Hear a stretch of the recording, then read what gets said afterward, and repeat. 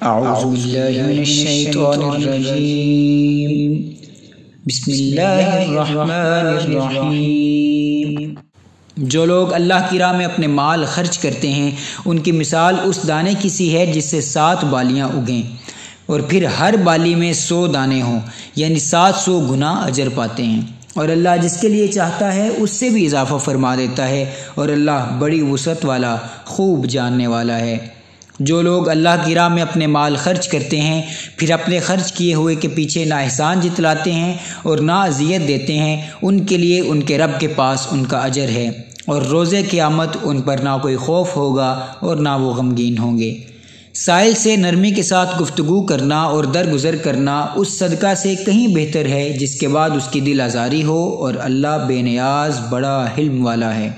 اے ایمان والو، اپنے صدقات بعد ازاں احسان جتا کر اور دکھ دے کر اس شخص کی طرح برباد نہ کر لیا کرو جو مال لوگوں کو دکھانے کے لیے خرچ کرتا ہے اور نہ اللہ پر ایمان رکھتا ہے اور نہ روز قیامت پر۔ اس کی مثال ایک ایسے چکنے پتھر کی سی ہے جس پر تھوڑی سی مٹی پڑی ہو، پھر اس پر زوردار بارش ہو تو وہ اسے پھر وہی سخت اور صاف پتھر کر کے ہی چھوڑ دے۔ سو اپنی کمائی میں سے ان ریاکاروں کے ہاتھ کچھ بھی نہیں آئے گا، اور اللہ کافر قوم کو ہدایت نہیں فرماتا۔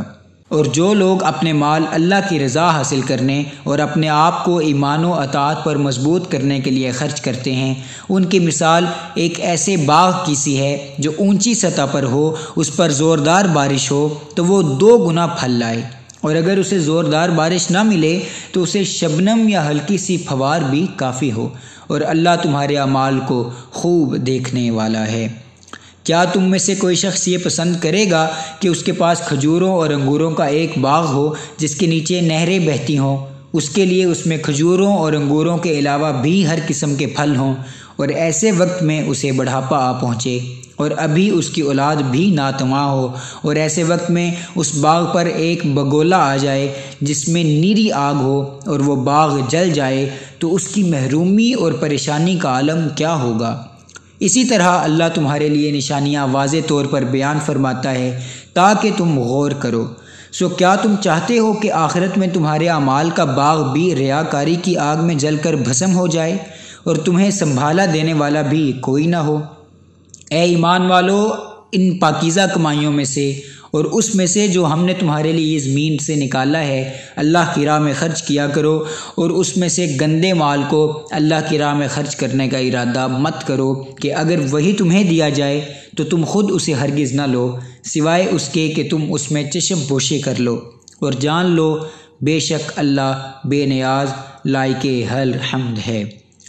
شیطان تمہیں اللہ کی راہ میں خرچ کرنے سے روکنے کے لیے تنگ دستی کا خوف دلاتا ہے اور بے حیائی کا حکم دیتا ہے، اور اللہ تم سے اپنی بخشش اور فضل کا وعدہ فرماتا ہے، اور اللہ بہت وسعت والا خوب جاننے والا ہے۔ جسے چاہتا ہے دانائی عطا فرما دیتا ہے، اور جسے حکمت و دانائی عطا کی گئی اسے بہت بڑی بھلائی نصیب ہو گئی، اور صرف وہی لوگ نصیحت حاصل کرتے ہیں جو صاحب عقل و دانش ہیں۔ اور تم جو کچھ بھی خرچ کرو یا تم جو منت بھی مانو تو اللہ اسے یقیناً جانتا ہے، اور ظالموں کے لیے کوئی مددگار نہیں۔ اور اگر تم خیرات ظاہر کر کے دو تو یہ بھی اچھا ہے، اس سے دوسروں کی ترغیب ہوگی، اور اگر تم انہیں مخفی رکھو اور وہ محتاجوں کو پہنچا دو تو یہ تمہارے لیے اور بہتر ہے، اور اللہ اس خیرات کی وجہ سے تمہارے کچھ گناہوں کو تم سے دور فرما دے گا، اور اللہ تمہارے اعمال سے باخبر ہے۔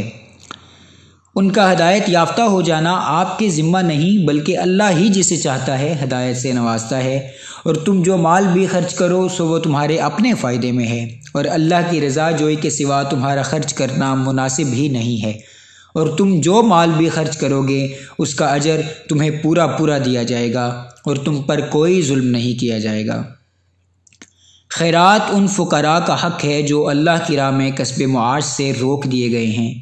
اور وہ امور دین میں ہمہ وقت مشغول رہنے کے باعث زمین میں چل پھر بھی نہیں سکتے، ان کے زہدن طمع سے باز رہنے کے باعث نادان جو ان کے حال سے بے خبر ہیں انہیں مالدار سمجھے ہوئے ہیں۔ تم انہیں ان کی صورت سے پہچان لوگے، وہ لوگوں سے بالکل سوال ہی نہیں کرتے کہ کہیں مخلوق کے سامنے گڑ گڑانا نہ پڑے، اور تم جو مال بھی خرچ کرو تو بے شک اللہ اسے خوب جانتا ہے۔ جو لوگ اللہ کی راہ میں شب و روز اپنے مال پوشیدہ اور ظاہر خرچ کرتے ہیں تو ان کے لیے ان کے رب کے پاس ان کا اجر ہے، اور روز قیامت ان پر نہ کوئی خوف ہوگا اور نہ وہ رنجیدہ ہوں گے۔ جو لوگ سود کھاتے ہیں وہ روز قیامت کھڑے نہیں ہو سکیں گے مگر جیسے وہ شخص کھڑا ہوتا ہے جسے شیطان نے چھو کر بدحواس کر دیا ہو۔ یہ اس لیے کہ وہ کہتے تھے کہ تجارت، خرید و فروخت بھی تو سود کی مانند ہے، حالانکہ اللہ نے تجارت کو حلال فرمایا ہے اور سود کو حرام کیا ہے۔ بس جس کے پاس اس کے رب کی جانب سے نصیحت پہنچی سو وہ سود سے باز آ گیا، تو جو پہلے گزر چکا وہ اسی کا ہے اور اس کا معاملہ اللہ کے سپرد ہے، اور جس نے پھر بھی لیا سو ایسے لوگ جہنمی ہیں، وہ اس میں ہمیشہ رہیں گے۔ اور اللہ سود کو مٹاتا ہے، یعنی سودی مال سے برکت کو ختم کرتا ہے، اور صدقات کو بڑھاتا ہے، یعنی صدقہ کے ذریعے مال کی برکت کو زیادہ کرتا ہے، اور اللہ کسی بھی ناس پاس نافرمان کو پسند نہیں کرتا۔ بے شک جو لوگ ایمان لائے اور انہوں نے نیک اعمال کیے اور نماز قائم رکھی اور زکوٰۃ دیتے رہے، ان کے لیے ان کے رب کے پاس ان کا اجر ہے، اور ان پر آخرت میں نہ کوئی خوف ہوگا اور نہ وہ رنجیدہ ہوں گے۔ اے ایمان والو، اللہ سے ڈرو اور جو کچھ بھی سود میں سے باقی رہ گیا ہے چھوڑ دو، اگر تم صدقے دل سے ایمان رکھتے ہو۔ پھر اگر تم نے ایسا نہ کیا تو اللہ اور اس کے رسول صلی اللہ علیہ وآلہ وسلم کی طرف سے اعلان جنگ پر خبردار ہو جاؤ، اور اگر تم توبہ کر لو تو تمہارے لیے تمہارے اصل مال جائز ہیں، اس صورت میں نہ تم خود ظلم کرو گے اور نہ تم پر ظلم کیا جائے گا۔ اور اگر قرض دار تنگ دست ہو تو خوشحالی تک مہلت دی جانی چاہیے، اور تمہارا قرض کو معاف کر دینا تمہارے لیے بہتر ہے، اگر تمہیں معلوم ہو کہ غریب کی دلجوئی اللہ کی نگاہ میں کیا مقام رکھتی ہے۔ اور اس دن سے ڈرو جس میں تم اللہ کی طرف لوٹائے جاؤ گے، پھر ہر شخص کو جو کچھ عمل اس نے کیا ہے اس کی پوری جزا دی جائے گی، اور ان پر ظلم نہیں ہوگا۔ اے ایمان والو، جب تم کسی مقررہ مدت تک کے لیے آپس میں قرض کا معاملہ کرو تو اسے لکھ لیا کرو، اور تمہارے درمیان جو لکھنے والا ہو اسے چاہیے کہ انصاف کے ساتھ لکھے، اور لکھنے والا لکھنے سے انکار نہ کرے جیسا کہ اسے اللہ نے لکھنا سکھایا ہے، پس وہ لکھ دے، یعنی شرعی اور ملکی دستور کے مطابق حق پوری دیانت سے ادا کرے۔ اور مضمون وہ شخص لکھوائے جس کے ذمہ حق یعنی قرض ہو، اور اسے چاہیے کہ اللہ سے ڈرے اور جو اس کا پروردگار ہے، اور اس زر قرض میں سے لکھواتے وقت کچھ بھی کمی نہ کرے۔ پھر اگر وہ شخص جس کے ذمہ حق واجب ہوا ہے ناسمجھ یا ناتواں ہو یا خود مضمون لکھوانے کی صلاحیت نہ رکھتا ہو تو اس کے کارندے کو چاہیے کہ وہ انصاف کے ساتھ لکھوا دے، اور اپنے لوگوں میں سے 2 مردوں کو گواہ بنا لو۔ پھر اگر دونوں مرد میسر نہ ہوں تو 1 مرد اور 2 عورتیں ہوں، یہ ان لوگوں میں سے ہوں جنہیں تم گواہی کے لیے پسند کرتے ہو، یعنی قابل اعتماد سمجھتے ہو، تاکہ ان 2 میں سے 1 عورت بھول جائے تو اس کو ایک کو دوسری یاد دلا دے، اور گواہوں کو جب بھی گواہی کے لیے بلایا جائے وہ انکار نہ کریں، اور معاملہ چھوٹا ہو یا بڑا اسے اپنی میعاد تک لکھ رکھنے میں اکتایا نہ کرو۔ یہ تمہارا دستاویز تیار کر لینا اللہ کے نزدیک زیادہ قرین انصاف ہے اور گواہی کے لیے مضبوط تر، اور یہ اس کے بھی قریب تر ہے کہ تم شک میں مبتلا نہ ہو، سوائے اس کے کہ دست بدست ایسی تجارت ہو جس کا لین دین تم آپس میں کرتے رہتے ہو، تو تم پر اس کے نہ لکھنے کا کوئی گناہ نہیں۔ اور جب بھی آپس میں خرید و فروخت کرو تو گواہ بنا لیا کرو، اور نہ لکھنے والے کو نقصان پہنچایا جائے اور نہ گواہ کو، اور اگر تم نے ایسا کیا تو یہ تمہاری حکم شکنی ہوگی۔ اور اللہ سے ڈرتے رہو، اور اللہ تمہیں معاملات کی تعلیم دیتا ہے، اور اللہ ہر چیز کا خوب جاننے والا ہے۔ اور اگر تم سفر پر ہو اور کوئی لکھنے والا نہ پاؤ تو با قبضہ رہن رکھ لیا کرو۔ پھر اگر تم میں سے ایک کو دوسرے پر اعتماد ہو تو جس کی دیانت پر اعتماد کیا گیا اسے چاہیے کہ اپنی امانت ادا کر دے، اور وہ اللہ سے ڈرتا رہے جو اس کا پالنے والا ہے۔ اور تم گواہی کو چھپایا نہ کرو، اور جو شخص گواہی چھپاتا ہے تو یقیناً اس کا دل گنہگار ہے، اور اللہ تمہارے اعمال کو خوب جاننے والا ہے۔ جو کچھ آسمانوں میں اور زمین میں ہے سب اللہ کے لیے ہے۔